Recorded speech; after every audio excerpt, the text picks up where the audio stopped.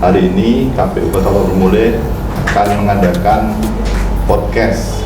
Podcast ini sudah sering dilakukan oleh KPU Kota Barbumule dan mungkin lama terhenti. Jadi hari ini, pagi ini kita akan mengadakan podcast lagi. Tema yang akan diangkat pada hari ini adalah pemilu dan pemanfaatan teknologi informasi. Sudah hadir di sini bapak-bapak. Di sini ada Pak Husni Amrianto, beliau adalah Komisaris PT Telkom Akses.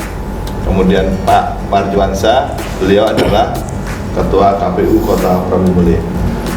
Berkaitan dengan pemilu dan teknologi informasi, seperti kita ketahui bahwa pemilu sekarang sangat berkaitan dengan teknologi informasi, di mana pemanfaatannya dari pendaftaran parpol sampai nanti pemanfaatan di perhitungan suara dan perekapan akan memanfaatkan teknologi informasi.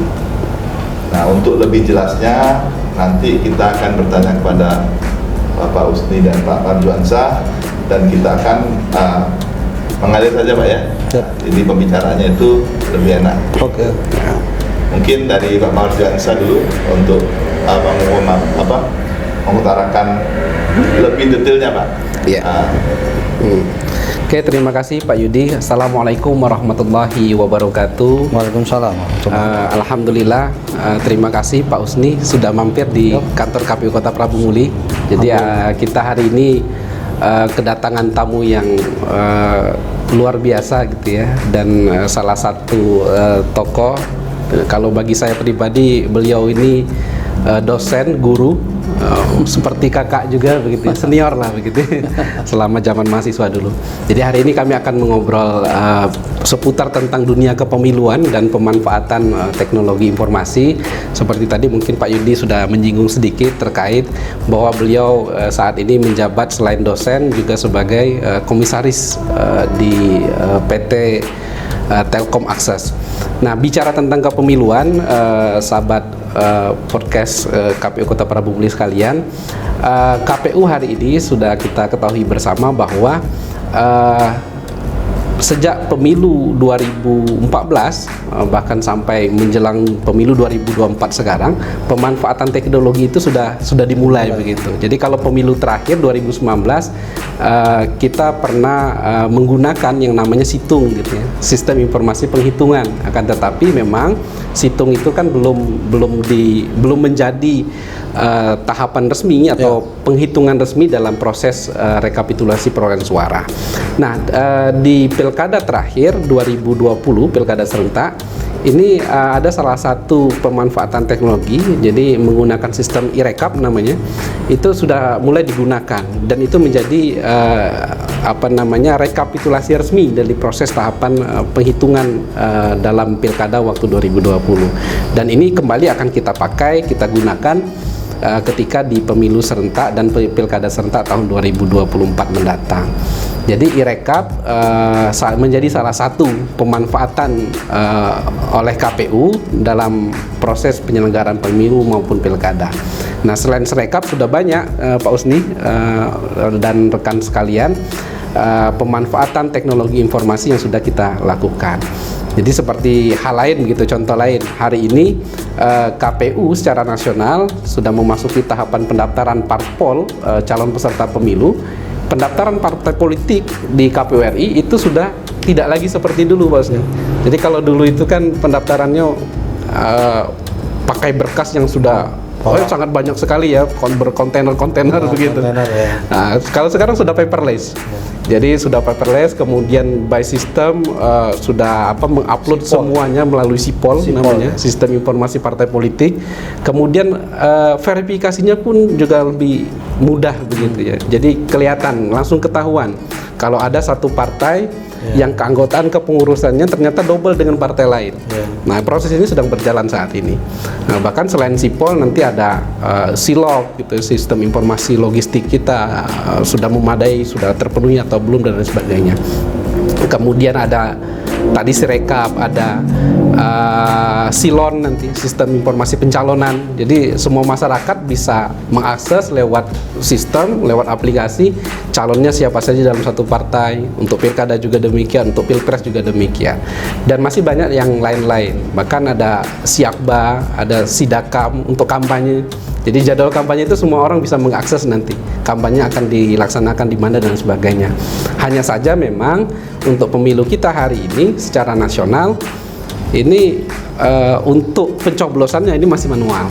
Jadi kita masih mencoblos seperti biasanya begitu secara konvensional.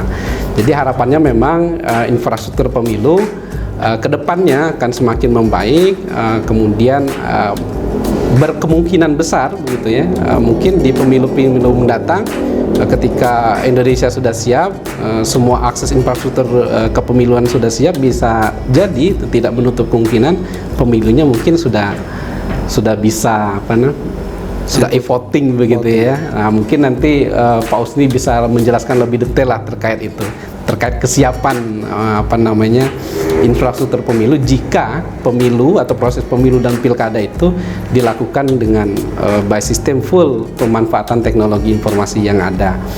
Nah, saya pikir itu ya untuk sementara sebagai pembuka kita. Nanti Pak Usni bisa menambahkan gitu ya, lebih banyak begitu. Terima kasih Pak Yudi. Terima kasih Pak Juan atas penjelasannya. Tadi Pak Juan telah menjelaskan bagaimana KPU dari 2014 telah memanfaatkan teknologi informasi, dan itu tidak terlepas dari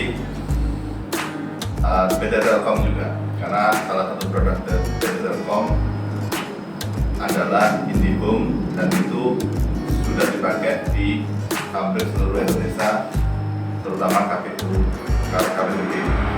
Nah, setelah hadir di sini Pak Usni, beliau adalah komisaris PT Telkom Akses, mungkin bisa memberi penjelasan Pak. Jadi KPU ini memang butuh teknologi informasi dan sangat berkaitan dengan PT Telkom.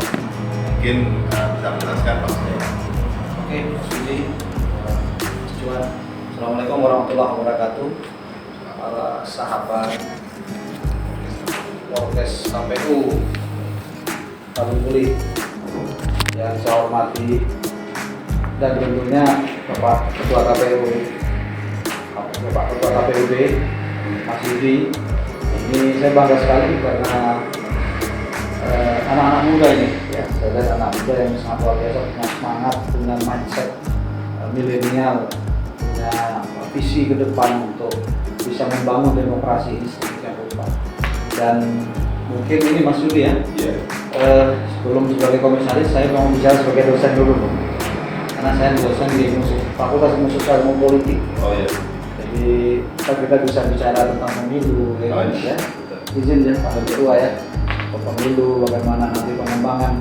Karena saya juga orang HI, jadi saya juga orang hubungan internasional, jadi saya juga mengamati bagaimana pemanfaatan digital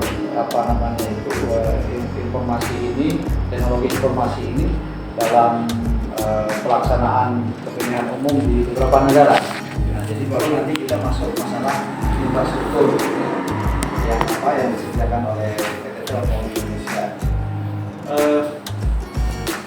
Saya berterima kasih ya setelah diundang ke sini. Undangannya ini sudah lama sebenarnya, tapi baru realisasi hari ini, dan alhamdulillah ini kali pertama pasca pandemi, ya kan? Mudah-mudahan bukan yang terakhir. Mudah-mudahan bukan yang terakhir, kata Pak Ketua ya. Mas Yudi itu, Mas Yudi lah nanti yang bagaimana men-settingnya itu kan.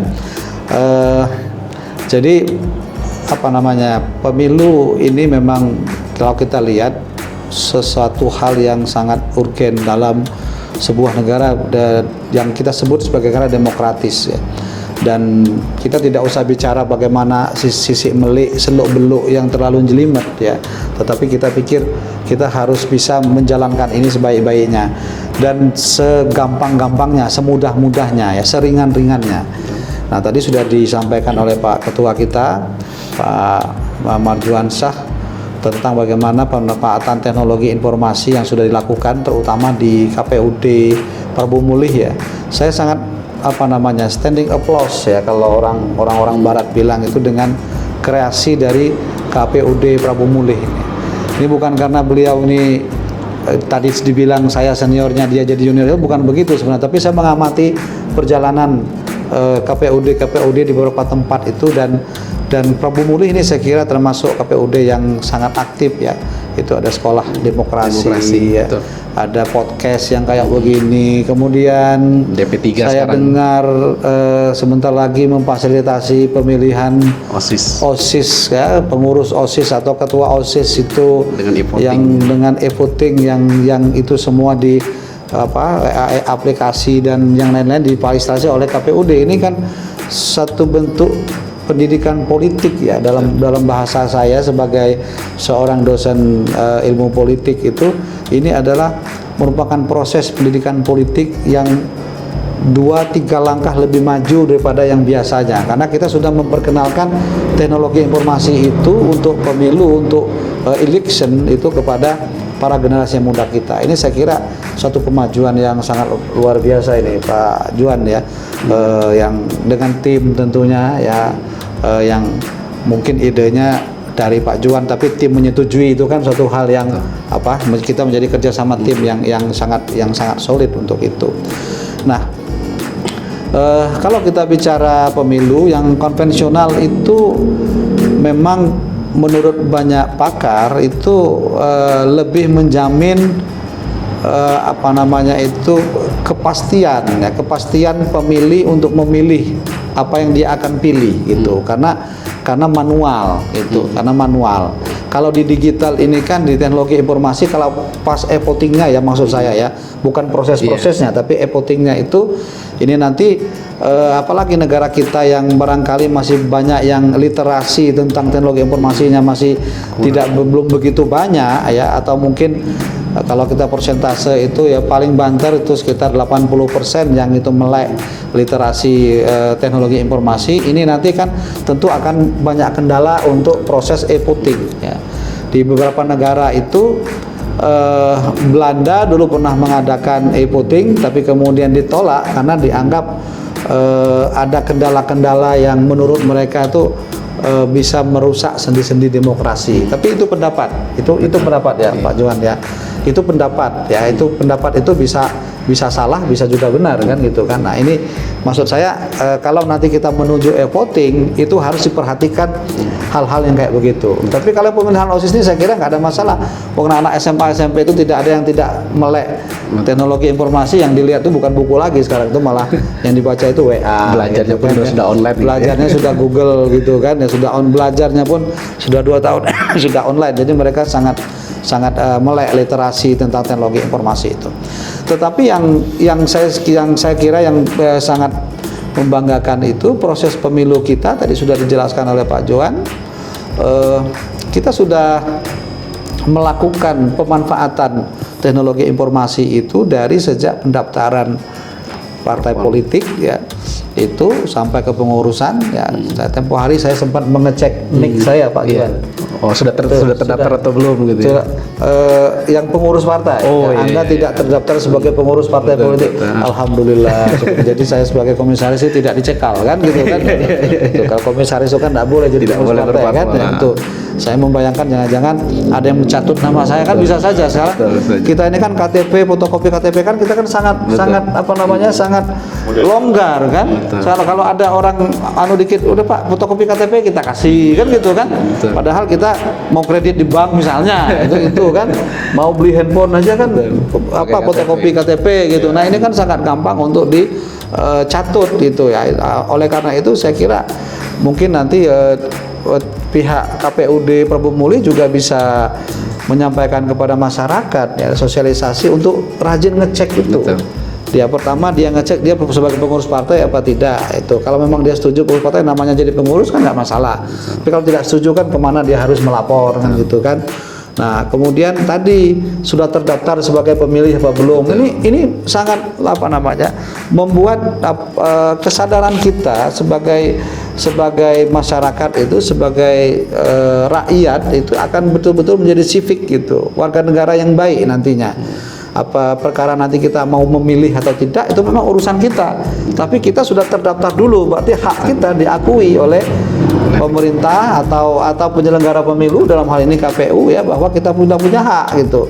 Masalah pemanfaatan kan urusan lain. Itu saya kira itu juga pemanfaatan sistem teknologi informasi ini. Dan kita 2019 itu sudah sangat jelas sudah memaparkan itu sampai kepada penghitungan suara gitu. Kita bisa real time itu, bisa real time kan, bisa real time, untuk melihat berapa perolehan suara gitu, baik di pilkada yang saya rasakan kemarin itu.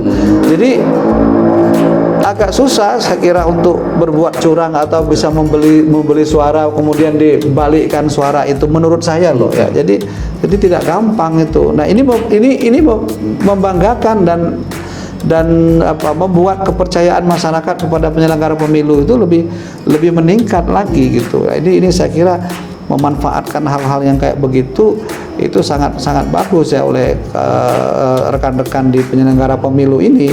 Dan kita yang penting itu bagaimana kita meliterasi masyarakat supaya juga bisa menyadari itu ya. Jadi HP itu jangan hanya untuk WA saja gitu kan. Jadi mereka bisa untuk aplikasi, bisa ngikutin aplikasi, nanti bisa memantau jumlah suara ini itu enak sekali tuh.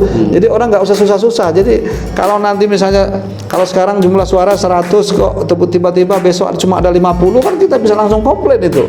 Jadi nggak bisa lagi menyimpan berhari-hari apa segala macam itu kan, langsung aja kita siapkan tim kita misalnya kayak begitu. Ini yang saya katakan pemanfaatan teknologi informasi yang sudah kita lakukan itu sudah sangat membantu proses untuk kita berdemokrasi secara lebih baik gitu. Nah, saya sebagai political scientist saya kira sangat sangat berterima kasih dengan kesadaran penyelenggara pemilu untuk memanfaatkan hal-hal yang kayak gitu. Kalaupun ada kelemahan itu saya kira kita selalu belajar lah untuk itu ya. Terutama barangkali nanti di SDM-nya. Karena SDM ini kan punya secara manusiawi itu punya rasa lelah. Kadang-kadang tuh ngetik 0 itu tuh harusnya sekali nolnya jadi 2 itu kan bisa saja itu ya. Nah, ini kadang-kadang yang harus dipahamkan juga ini kepada masyarakat itu. Kalau udah ngantuk, udah capek ya, ini nanti urusan manajemen lagi nih, manajemen sumber daya manusia ya. Kalau udah capek itu kan udah ngetik 01 kepencet 2 di situ kan jadi 20 jadi 200 itu bisa jadi masalah juga. Nah, ini cuman ada bedanya Pak Usni. Kalau waktu situng kita input manual ya. Kalau irekap nanti sudah nggak input manual, sudah by foto gitu. Sudah by foto, jadi by foto kelihatan. Ya, formulir langsung terbaca, kan? langsung transfer ke data kan gitu. Nah, ini saya kira kan lebih membuat proses demokrasi ini kan semakin bagus kan itu dengan pemanfaatan itu. Saya kira itu menjadi ujung tombak kita ya untuk bisa memajukan demokrasi ini yang secara lebih baik. Ini sebagai pengantar diskusi dosen ilmu politik ya, Mas Yudi ya. Oke, silakan kira-kira apa. Jadi kalau yang saya lihat tadi dari penjelasan Pak Usni memang secara pertanggungjawaban masyarakat ya, karena kecepatannya itu lebih cepat daripada manual, berarti masyarakat tuh informasi yang lebih cepat pasti lebih dipercaya ya kan. Nah, cuma ada kendalanya Pak mungkin ya. Yang pertama jangkauan, karena masyarakat Indonesia ini apalagi kita di desa-desa itu arahnya saya tahu baru nanti ke komisaris itu. Ya terus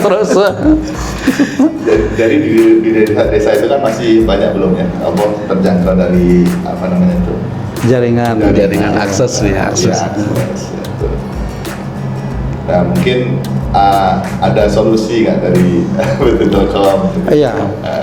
Saya meskipun saya di sini sebenarnya juga belum minta izin berbicara atas nama Telkom Access atau apa ya, tapi saya punya pikiran-pikiran lah. Meskipun ini kita sebut sebagai belum resmi sebagai suara dari Telkom Access ya. Karena saya juga termasuk ilmuwan political scientist yang concern terhadap demokrasi dengan model-model teknologi informasi ini. Kebetulan saya di komisaris Telkom Access ini tentu saya punya ide untuk itu. Nah, Telkom itu atau Telkom yang punya anak-anak perusahaan itu kan ini kan adalah BUMN ya, BUMN badan usaha milik negara yang saya kira punya concern terhadap membantu aktivitas untuk mendukung pelaksanaan ini itu tidak usah diinstruksikan, tidak usah dalam undang-undang pun itu harus terpanggil untuk itu ya. Jadi saya kira nanti KPUD atau KPU kalau di tingkat nasional tentunya akan di breakdown dengan oleh KPUD itu harus bisa memberikan informasi titik-titik yang diperlukan untuk ini. Tadi Pak Juan sudah sampaikan sedikit gitu, sudah memetakan ya mana yang sinyal itu. Nah, sama nanti kalau untuk di tempat saya gitu karena kita bergerak di fiber optik kabel gitu ya. Jadi bisa saja nanti di jaringan yang sudah ada di desa-desa itu yang sudah kita mulai masuk sekarang internetnya di desa-desa itu nanti tinggal dipetakan. Kan yang paling penting itu kan di TPS. Di TPS itu yang paling penting kan gitu kan. Katakanlah misalnya kalaupun kita e-voting pun nanti kan biar saja orang berbondong-bondong ke TPS tapi e-voting itu misalnya untuk tahap awal belum di rumah-rumah deh gitu kan karena kita jaringannya kan masih terbatas kan gitu. Nah, jadi saya kira KPUD nanti itu akan diharapkan betul untuk memetakan itu kalau sudah ada kebutuhan akan jaringan-jaringan sampai ke desa-desa. Nah, ini saya katakan tadi itu tanpa perintah pun, tanpa instruksi dari siapapun, BUMN ya harus membantu ini. Dan saya kira selain ini membantu aktivitas untuk menunjang demokrasi, ini kan juga ada income bagi mereka kalau tentunya ada yang berlangganan. Terus lagi masyarakat nanti kan ini pastilah timbal balik kayak begitu tuh pastilah gitu. Ya kita cita-cita pertama kita itu adalah untuk teknologi informasi, pemanfaatan teknologi informasi oleh penyelenggara pemilu itu. Tetapi ada katakanlah efek sampingnya tentu masyarakat nanti akan berbondong-bondong juga itu kalau ada jaringan atau akses fiber optik ya, kalau kami bergerak di fiber optik itu untuk bisa memasang internet di rumahnya masing-masing gitu. Jadi nggak ada ruginya lah itu ya, nggak ada ruginya itu, kita akan segera untuk itu. Yang penting dipetakan dulu mana yang prioritas kita bangun untuk jaringan. Ya pangsa pasar Telkom tidak bisa berkembang. Iya dong, itu pasti gitu. Karena kesadaran orang akan internet ini kan sekarang luar biasa. Semakin tinggi lah ya. Semakin tinggi. Ini ya barangkali itu pandemi itu kan pendapatan BUMN yang paling banyak itu kan di Telkom salah satunya ya. Karena bisnis digital jalan. Makanya itu. Sementara yang lain tuh ambruk ya, transportasi apa gitu, kita kan tetap jalan malah meningkat. Jadi kerjanya sekarang sudah pakai jaringan internet semua. Pakai jaringan internet dan orang kecanduan. Malah sekarang dosen-dosen tuh begitu suruh kuliah offline pada malas sekarang kan udah terbiasa dengan kuliah online gitu. Itu Mas Yudi. Dan materi juga sama yang disampaikan nantinya. Iya, itu. Tapi selain itu sebenarnya di KPU pun itu sudah ada solusi terkait persoalan itu gitu. Jadi walaupun nantinya di pemilu Pilkada 2024 sudah menggunakan aplikasi ya Sirekap. Jadi kalau seandainya nih ada satu TPS atau beberapa TPS yang jaringan internetnya tidak ada atau blank spot, itu tetap difoto C1 planonya, tapi pengirimannya bisa dikirim di TPS sekitar yang ada jaringan internet begitu. Artinya KPU juga mengantisipasi hari ini untuk kemudian ke depan begitu ya. Artinya tidak ada persoalan terkait dengan jaringan internet itu. Nah, apalagi situng seperti tadi yang sudah sempat disampaikan sedikit begitu ya. Situng dan Sirekap ini berbeda. Kalau situng kita inputnya manual dulu, sehingga sangat memungkinkan namanya orang begitu ya, salah ketik, salah input begitu ya. Nah, kalau sekarang bukan dengan sistem input manual, tapi sudah foto begitu. Jadi foto aplikasi sudah by system sudah langsung kirim ke pusat. Dan itu bisa diakses oleh siapapun di Indonesia. Bahkan di luar negeri pun juga bisa mengakses. Nah, tinggal sekarang KPU pun kami di penyelenggara pemilu juga mempersiapkan semaksimal mungkin berkaitan dengan keamanan begitu ya, security-nya yang tidak bisa dijebol lah begitu ya, sehingga harapannya ke depan pemilu kita, proses pemilu kita, hasilnya pun itu benar-benar berintegritas, benar-benar demokratis begitu. Iya. Walaupun kita juga tetap butuh bantuan dan support, bahkan dukungan dari pemerintah maupun BUMN termasuk PT Telkom untuk bersama-sama membangun infrastruktur pemilu, terutama salah satunya akses jaringan internet tadi. Iya. Betul, saya kira begitu, Mas Yudi ya. Iya. Dan kita mengapresiasi sekali tuh KPU itu sudah mulai berpikir seperti antisipasi apa gitu. Jadi tidak berpangku tangan menunggu pihak lain. Betul. Tapi ini ada kemungkinan begini nih, maka kemudian antisipasinya begini gitu. Saya kira sudah. Kalau mengenai keamanan itu tidak berhubungan dengan provider, Pak. Ya, tidak di kita kalau masalah keamanan itu kan di aplikasi, di pembuatnya bagaimana dia bisa developernya. Iya. Kita tidak bisa nembus aplikasi itu. Maksud saya tidak bisa, itu bukan ranah kita gitu. Orang yang menembus itu kan dia punya keinginan yang lain lagi gitu kan ya. Gitu. Tapi kalau kita ini kan hanya menyediakan infrastruktur. Paling nanti yang masalah di kita itu kalau ada gangguan. Nah, itu gangguan massal, misalnya tiba-tiba kabelnya putus oleh truk misalnya gitu.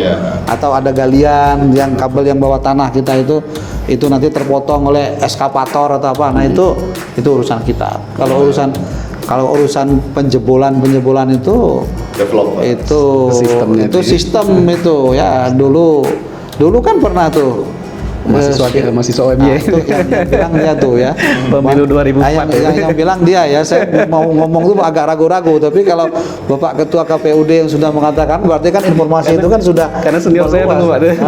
Dan dia bukan orang teknologi informasi. Itu orang anak HI. Ya, dan Visipol ya, dia jurusannya HI, dia bisa menjebol situs pemilu itu. Ini itu kan artinya kan siapapun bisa gitu ya, bisa untuk itu. Tapi tentu kita sebagai provider atau penyedia infrastruktur itu tidak masuk ke wilayah kayak begitu. Jadi masalah keamanan aplikasi sistem itu tuh yang punya sistem itu bagaimana caranya, itu saya kira teman-teman di KPU juga tidak ingin tidak ingin jebol itu, karena itu kan bisa mempermalukan diri sendiri. Pasti level-level keamanan, step-step dan lapis-lapis keamanannya pasti sudah dipikirkan. Makanya bahasanya begini Pak Usni, sukses penyelenggaraan pemilu itu tidak cukup dari penyelenggaranya saja, tetapi bagaimana kerjasama untuk mensukseskan itu, baik itu dari penyelenggara, peserta pemilu, parpol dan pasangan calon atau perorangan, bahkan termasuk masyarakat juga sebagai pemilih. Betul. Artinya kalau tuntutan masyarakat agar pemilu ini benar-benar bagus gitu ya, berkualitas, kami, maka mari bersama-sama kita sukseskan pemilu begitu. Kalau kita misalnya kayak menjebol situs itu, dulu kasus yang saya ceritakan tadi Mas Yudi, itu dari warnet. Itu dari warnet dia itu. Dari warnet itu tidak mesti harus pakai alat khusus alat khusus kemudian delik itu apa ya, sembunyi di satu tempat, betul enggak? Ini di warnet terdaftar kan, orang dulu kan siapa yang pakai warnet dari jam berapa kan itu sangat terbuka itu. Jadi kalau orang yang untuk itu, tapi betul itu. Jadi masyarakat, maksud saya tadi kenapa saya cerita warnet itu, kalau petugas warnet itu lihat ada sesuatu yang aneh, itu mbok tolong. Itu maksudnya. Jangan hanya sekedar orang tuh pakai internet kita bayar terus sudah selesai, itu tidak. Sama saya kira nanti di provider juga begitu. Siapa tahu kan dia suatu saat bisa memantau ada yang aneh misalnya, itu tuh mungkin segera bisa membantu gitu. Jadi masyarakat itu harus berperan serta, enggak bisa satu pihak saja untuk semua, itu harus semua ikut terlibat lah. Cuman sosialisasinya ini yang kadang-kadang kita ini tidak bisa menjangkau semuanya. Makanya kemudian saya tadi katakan pertama itu mengapresiasi KPUD Prabu Mulih ini. Sejak awal kan saya mengamati di Prabu Mulih itu ya, karena saya ingin ini memang lebih maju ya, ini karena beliau ketuanya gitu ya, ingin lebih maju, ingin lebih bagus. Saya amati perjalanannya itu, ada program ini, ada program itu kan dalam rangka untuk mensosialisasikan keterlibatan masyarakat juga itu. Sebenarnya selain orientasinya sebagai proses pendidikan pemilih sejak dini gitu ya ke pelajar SMP bahkan SMP SMA sederajat, kita juga sebenarnya memberikan proses edukasi lain. Nah, salah satunya apa? Jadi kalau dulu kita sebagai pemilih pemula ketika seorang anak menginjak usia 17 tahun dia memilih, jangankan untuk berpartisipasi lebih banyak gitu ya. Untuk jadi pemilih yang baik pun kadang susah begitu ya, artinya bingung, wah ini saya mau nyoblos nih ikut milih yang pertama, gimana caranya begitu. Nah, tapi dengan adanya tadi begitu ya, kita memberikan pendidikan pemilih ke pelajar di sekolah SMP SMA sederajat bahwa proses pemilih itu begini loh dan seterusnya. Mereka tidak hanya siap menjadi seorang pemilih yang berkualitas, tapi tidak menutup kemungkinan juga bisa menjadi penyelenggara ad hoc di kemudian hari begitu. Iya. Ya minimal di KPPS lah begitu. Iya. Karena dia akan tahu prosesnya. Oh, penyelenggara pemilu itu kalau di TPS ini tahapannya seperti ini dan sebagainya. Bagus Gitu. Ya. Gitu. Ya, saya kira cukup ya untuk pembicaraan hari ini. Ya. Yang jelas untuk BUMN pasti akan siap membantu proses pelaksanaan pemilu. Ada beberapa BUMN mungkin yang sangat berhubungan dengan pemilu, misalnya kelistrikan, terus jaringan, terus mungkin BUMN lain itu karena BUMN itu juga milik negara, pasti siap untuk mendukung pelaksanaan pemilu 2024. Mungkin itu pembicaraan Terutama kita. untuk Pelketos kita bulan depan mungkin ya. Pertama tanggal 19 Oktober 2022 ini kita akan mengadakan Pelketos, Pak, sebagai informasi, dan akan melibatkan SMP dan SMA sederajat Sekota Prabu Muli Bagus ini. dengan metode e-voting. dengan metode e-voting dengan aplikasi namanya Prabu Muli, Pak. prabumuli.com. Oke. Nah, mungkin itu saja pembicaraan hari ini, semoga bermanfaat. Amin. Dan bisa like dan subscribe di channel YouTube kami di KPU Kota Prabu Muli. Terima kasih. Ya, terima kasih Pak Yudi, Pak Usni. Yap. Terima kasih banyak. Sama-sama. Terima kasih banyak.